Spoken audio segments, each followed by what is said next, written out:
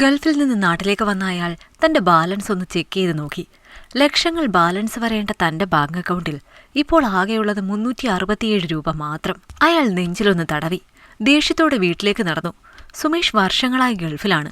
ആദ്യമൊക്കെ ചെറിയ സാലറിക്ക് ജോലി ചെയ്തിരുന്നത് എന്നുണ്ടെങ്കിൽ ഇപ്പോൾ അത്യാവശ്യം നല്ല ശമ്പളം അയാൾക്കായി. ഇതിനിടയിൽ നാട്ടിലെ എല്ലാ പ്രാരാബ്ദങ്ങളും അയാൾ തീർത്തു.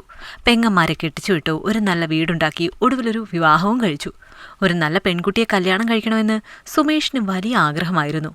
നിമിഷയെ കണ്ടതും അവന് ഇഷ്ടപ്പെട്ടതും അതുകൊണ്ട് തന്നെയായിരുന്നു. അവൾ സുന്ദരിയായിരുന്നു, ആരെയും ആകർഷിക്കുന്ന രൂപം, ഒപ്പം മുഖസൗന്ദര്യവും ആവോളം. ഇത് തന്നെ മതിയെന്ന് പറഞ്ഞ് അയാൾ വാശി പിടിച്ചു. ജാതകത്തിലെന്തോ ചേർത്ത് കുറവുണ്ടായിരുന്നു. എന്നാൽ സുമേഷിന്റെ നിർബന്ധത്തിന്റെ മുന്നിൽ വീട്ടുകാർ അതെല്ലാം നിസ്സാരമാക്കി. അങ്ങനെ നിമിഷയുമായുള്ള സുമേഷിന്റെ വിവാഹം കഴിഞ്ഞു. നിമിഷ വളരെ സ്നേഹപൂർവ്വം സുമേഷിനോട് പെരുമാറി. ഷർട്ടിന്റെ ബട്ടൺസ് ഇട്ടുകൊടുക്കുന്നത് മുതൽ ഷൂവിന്റെ ലേസ് കെട്ടിക്കൊടുക്കുന്നത് വരെ അവൾ ചെയ്തു കൊടുത്തു. അതോടെ സുമേഷിന് ഭാര്യ എന്ന് വെച്ചാൽ ജീവനേക്കാൾ വലുതായി. അയാൾ തിരിച്ച് ഗൾഫിലേക്ക് പോയപ്പോൾ ഭാര്യയ്ക്ക് വലിയ വലിയ സംഖ്യകൾ അയച്ചു കൊടുക്കാൻ തുടങ്ങി. അതിനു പുറമെ തന്റെ ബാങ്കിലേക്ക് അയാൾ പണവും ഡെപ്പോസിറ്റ് ചെയ്തു. കാരണം ഇനി അധികം നാള് ഗൾഫിൽ നിൽക്കാതെ നാട്ടിൽ കണ്ടിന്യൂ ചെയ്യാനായിരുന്നു അയാൾക്കിഷ്ടം. തന്റെ കുഞ്ഞ് എന്നുള്ള മോഹവും സ്നേഹമയ്യായ ഭാര്യയൊക്കെയായി നാട്ടിൽ തന്നെ അങ്ങനെ കൂടണമെന്ന് വല്ല ബിസിനസ്സും ചെയ്യാൻ വേണ്ടിയുള്ള പണം സ്വരുക്കൂട്ടുകയായിരുന്നു അയാൾ. എന്നാൽ അതിനിടയിലാണ് ഒരു സുഹൃത്ത് വിളിച്ച് നിമിഷയെക്കുറിച്ച് ചില കാര്യങ്ങൾ അവന് പറഞ്ഞു കൊടുക്കുന്നത്. നിമിഷയ്ക്ക് ഏതോ ഒരു ചെറുപ്പക്കാരനുമായി അടുപ്പമുണ്ടെന്നും വഴിവിട്ട ആ ബന്ധം പണമിടപാട് വരെ എത്തി നിൽക്കുന്നു എന്നുമൊക്കെയായിരുന്നു അയാൾ അറിഞ്ഞത്. കുറച്ചുനാൾ ശ്രദ്ധിച്ചപ്പോൾ ആ കേട്ടത് മുഴുവൻ ശരിയാണോ എന്നുള്ള ഒരു സംശയത്തിൽ അയാൾ എത്തിച്ചേർന്നു. അങ്ങനെയാണ് പറയാതെ നാട്ടിലേക്ക് വന്നത്. അയാളെ കണ്ടതും വല്ലാത്ത ഒരു വെപ്രാളമായിരുന്നു നിമിഷയ്ക്ക്. എന്നാൽ മുഖത്ത് യാതൊരു ഭാവമാറ്റവും വരുത്താതെ സുമേഷ് അവളോട് ചിരിച്ചു. അതിനുശേഷമാണ് തന്റെ ബാങ്കിന്റെ പാസ്ബുക്ക് എടുത്ത് എല്ലാ കാര്യങ്ങളും അന്വേഷിക്കാൻ വേണ്ടി പുറപ്പെട്ടത്. താൻ അയച്ചു കൊടുത്ത പണം മുഴുവൻ ഏത് രീതിക്കാണ് അവൾ ചെലവാക്കിയത് എന്നറിയാൻ വേണ്ടി അയാൾ ബാങ്കിന്റെ സ്റ്റേറ്റ്മെന്റ് എടുത്തു.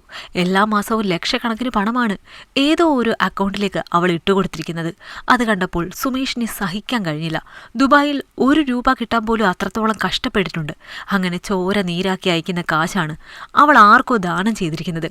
അതോടെ അയാളുടെ കൺട്രോൾ നഷ്ടപ്പെട്ടു. അയാൾ വീട്ടിൽ വന്ന് അവളെ പിടിച്ചടിച്ചു. അന്നേരമാണ് അവളുടെ നാവിൽ നിന്ന് ആ വാർത്ത അയാൾ അറിയുന്നത്. തന്നെ ഞാൻ വിവാഹം കഴിച്ചത് തന്റെ പണം കണ്ടിട്ട് തന്നെയാണ്. അല്ലാതെ ഈ കഷണ്ടി തലയും ഇത്രയും പ്രായമുള്ള തന്നെ എന്നെ പോലെയുള്ള ഒരു പെണ്ണ് വിവാഹം കഴിക്കുമെന്ന് തോന്നുന്നുണ്ടോ? തന്റെ പണം എടുത്ത് ഞാൻ എൻ്റെ കാമുകന് തന്നെയാണ് കൊടുക്കുന്നത്. അദ്ദേഹം വരും എന്നെ കൊണ്ടുപോകാൻ. ഇനി തൻ്റെ കൂടെ നിൽക്കാൻ എനിക്ക് സൗകര്യമില്ല, അവൾ ഉറക്കെ പറഞ്ഞു. അത് കേട്ട സുമേഷ് ആകെ തകർന്നു. അത്രത്തോളം അയാൾ സ്നേഹിച്ചതാണ് അവളെ. ആ അവളാണ് ഇങ്ങനെയെല്ലാം തന്നോട് പെരുമാറിയിരിക്കുന്നത്. ആരുടെ കൂടെ വേണമെങ്കിലും ഇറങ്ങിപ്പോടി, എനിക്കിനി നിന്നെ വേണ്ട എന്ന് സുമേഷ് അലറിക്കൊണ്ട് പറഞ്ഞു. അത് കേട്ടതും ഒരു പുച്ഛഭാവമായിരുന്നു അവളുടെ മുഖത്ത്. അവൾ ഫോണെടുത്ത് ആരെയോ വിളിച്ചു. ഉടനെ അവളെ കൊണ്ടുപോകാൻ വരാൻ പറഞ്ഞു. കാര്യങ്ങളെല്ലാം വീട്ടിലറിഞ്ഞു എന്നും ഇനി തനിക്കിവിടെ നിൽക്കാൻ കഴിയില്ല എന്നും അവൾ വിളിച്ച അയാളിനെ വിശദമായി പറഞ്ഞു കേൾപ്പിച്ചു. അവൻ വന്ന് തന്നെ കൊണ്ടുപോകും, പിന്നെ സ്വർഗതുല്യമായ ജീവിതം തങ്ങൾ നയിക്കൂ എന്നെല്ലാം അവൾ കണക്കുകൂട്ടി. ജീവ എന്നായിരുന്നു അവന്റെ പേര്. കോളേജിൽ പഠിക്കുമ്പോൾ ഉണ്ടായ ഒരു സൗഹൃദം പ്രണയമായി മാറുകയായിരുന്നു. അങ്ങനെ നല്ല രീതിയിൽ പ്രണയം മുന്നോട്ടു പോകുമ്പോഴാണ് സുമേഷിന്റെ ആലോചന വരുന്നത്. അയാളെ കണ്ടപ്പോൾ ഒറ്റ നോട്ടത്തിൽ തന്നെ അവൾക്ക് ഇഷ്ടപ്പെട്ടില്ല. എന്നാൽ അവളെ അപ്പോൾ ജീവയാണ് നിർബന്ധിച്ച് കല്യാണത്തിന് സമ്മതിപ്പിച്ചത്. വിവാഹം കഴിഞ്ഞ് കുറച്ച് ദിവസം കഴിഞ്ഞാൽ അയാൾ ഗൾഫിലേക്ക് പോകും. പിന്നെ നമുക്ക് സുഖമായി ഒരുമിച്ച് കഴിയാം, അതും അയാളുടെ ചിലവിൽ എന്നെല്ലാം പറഞ്ഞ് അവളെ ഈ വിവാഹത്തിന് തയ്യാറാക്കിയത് അവനായിരുന്നു. എല്ലാ ATM കാർഡും അവളുടെ അടുത്തായതുകൊണ്ട് എപ്പോൾ വേണമെങ്കിലും പണമിട്ടാലും അത് മുഴുവൻ അവൾ വലിച്ചുകൊണ്ടു പോകും. പാവം സുമേഷ് ഒന്നും അറിഞ്ഞില്ല. കൂട്ടുകാരൻ വിളിച്ചു പറയുമ്പോൾ തനിക്ക് പറ്റിയ വലിയ അബദ്ധം അയാൾ മനസ്സിലാക്കിയത്. അങ്ങനെയാണ് നാട്ടിലേക്ക് വന്നത്. തന്നെ കൊണ്ടുപോകാൻ പറഞ്ഞ നിമിഷ വീണ്ടും ജീവയുടെ ഫോണിലേക്ക് കോൾ ചെയ്തു. എന്നാൽ അത് സ്വിച്ച് ഓഫ് ആണ് എന്നാണ് അറിയാൻ കഴിഞ്ഞത്. അതോടെ അവളുടെ ഉള്ളിൽ ഒരു കൊള്ളിയാൻ മിന്നി. എന്തൊക്കെയോ അപായ സൂചനകൾ അവൾക്ക് ലഭിച്ചു. അപ്പോഴും ജീവ തന്നെ ചതിക്കൂ എന്ന് അവൾ വിശ്വസിച്ചിരുന്നില്ല. എന്നാൽ ഓരോരുത്തരെ വിളിച്ചന്വേഷിച്ചപ്പോൾ അവൾക്ക് കാര്യങ്ങളെല്ലാം പിടികിട്ടി. തന്നെ കരുവാക്കി പണം തട്ടിയെടുക്കുകയായിരുന്നു അവൻ. അതോടെ എന്ത് വേണമെന്നറിയാതെ അവൾ നിന്നു. ഈ കഥ അറിഞ്ഞതോടെ സ്വന്തം വീട്ടുകാർ അവളെ കൈയൊഴിഞ്ഞു. ഇനി ആ വഴിക്ക് വന്നു പോകരുത് എന്ന് പറഞ്ഞ് അത്രയും വിശ്വസിച്ച ജീവിത ഒരു വലിയ എമൗണ്ട് തന്നിട്ട് തട്ടിയെടുത്ത് തന്നെ ഉപേക്ഷിച്ചു എന്നുള്ള യാഥാർത്ഥ്യം അവൾ ഉൾക്കൊണ്ടു. അവസാന പരിശ്രമം എന്നുള്ള രീതിയിലാണ് അവൾ സുമേഷിനെ ചെന്ന് കണ്ടത്. ചെയ്തുപോയ തെറ്റുകൾക്കെല്ലാം മാപ്പ് തരണം, ചെയ്തുപോയ തെറ്റിന് അവൾക്ക് പ്രായശ്ചിത്തം ചെയ്യണമെന്നും പറഞ്ഞ് അവൾ അയാളുടെ കാലിലേക്ക് വീണു. താൻ അത്രത്തോളം സ്നേഹിച്ച പെണ്ണാണ് ഇപ്പോൾ തൻ്റെ മുന്നിലിരുന്ന് മാപ്പ് പറഞ്ഞ് യാചിക്കുന്നത്. സുമേഷിൻ്റെ മനസ്സലിഞ്ഞു. നിന്നെ വീട്ടുകാർ കൈയൊഴിഞ്ഞു എന്ന് എനിക്ക് മനസ്സിലായി. ഒരു പെണ്ണല്ലേ എന്നോർത്ത് അത്രയും ക്രൂരതയുമല്ല. നിനക്കിവിടെ തന്നെ തുടരാം. പക്ഷേ ഇതുവരെ ഉള്ളതുപോലെയല്ല. എൻ്റെ ഭാര്യ എന്നുള്ള സ്ഥാനം നിനക്കുണ്ടാവില്ല. വെറും ഒരു ജോലിക്കാരിയെപ്പോലെ നിനക്കിവിടെ കഴിയേണ്ടി വരും. തുച്ഛമായ സംഖ്യയായിരിക്കും ഞാൻ അയക്കുക. അതും കൊണ്ട് ജീവിച്ചോണം. സുമേഷ് പറഞ്ഞ എല്ലാ കണ്ടീഷനും അവൾക്ക് ഓക്കെ ആയിരുന്നു.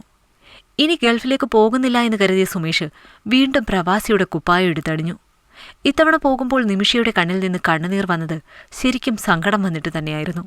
തൻ്റെ മുന്നിൽ നിൽക്കുന്ന ഈ മനുഷ്യന് വലിയൊരു മനസ്സുണ്ട് എന്ന് അവൾ ഇതിനകം മനസ്സിലാക്കി. അല്ലെങ്കിൽ പിന്നെ എത്രയൊക്കെ ദ്രോഹിച്ചിട്ടും തന്നെ ചേർത്ത് നിർത്താൻ അദ്ദേഹത്തിന് കഴിയില്ലായിരുന്നു. ഒരു ജോലിക്കാരിയെപ്പോലെ തുച്ഛമായ പൈസയ്ക്ക് അവൾ ആ വീട്ടിൽ കഴിഞ്ഞു. വർഷങ്ങൾ പലത് കഴിഞ്ഞിട്ടാണ് പിന്നീട് സുമേഷ് നാട്ടിലേക്ക് വന്നത്. ആകെ കൂടി ഉണ്ടായിരുന്നത് ഒരമ്മയാണ്. തൻ്റെ വിവാഹത്തിന് കുറച്ചു മുമ്പ് അമ്മയും മരിച്ചതോടെ അവൻ ആകെ അനാഥനാണ്. പിന്നെ തനിക്ക് കൂടെ ഉണ്ടാവും എന്ന് കരുതിയവളാണ് തന്നെ ചതിച്ചത്. എന്തായാലും ഇനി ഒരു ചതിവ് പറ്റാതിരിക്കാൻ ബാങ്കിൻ്റെ എല്ലാ ഡീറ്റെയിൽസും പാസ്ബുക്കും ചെക്കും ATM കാർഡും എല്ലാം അയാൾ പോകുമ്പോൾ കൂടെ കരുതി. അവൾക്ക് അവളുടെ അക്കൗണ്ടിലേക്ക് മാത്രം ചെറിയൊരു സംഖ്യ ഇട്ടുകൊടുക്കാൻ തുടങ്ങി. അതുകൊണ്ട് തൃപ്തിപ്പെട്ട് അവൾക്ക് ജീവിക്കണമായിരുന്നു. ഇത് അവളായിട്ട് തന്നെ വരുത്തിവെച്ച വിനയാണ്. ആരെങ്കിലും നമ്മളെ സ്നേഹിക്കുന്നുണ്ടെങ്കിൽ, വിശ്വസിക്കുന്നുണ്ടെങ്കിൽ അത് തകരാതെ നോക്കുക. ഒരിക്കൽ വിശ്വാസം തകർന്നാൽ പിന്നെ ഒരിക്കലും അത് പുനഃസ്ഥാപിക്കാൻ കഴിയില്ല. ഇഷ്ടമായെങ്കിൽ ലൈക്ക് ചെയ്യൂ. നിങ്ങളുടെ അഭിപ്രായങ്ങൾ കമന്റായി രേഖപ്പെടുത്തൂ. കൂടുതൽ കഥകൾ കേൾക്കാൻ ഈ ചാനൽ സബ്സ്ക്രൈബ് ചെയ്യൂ.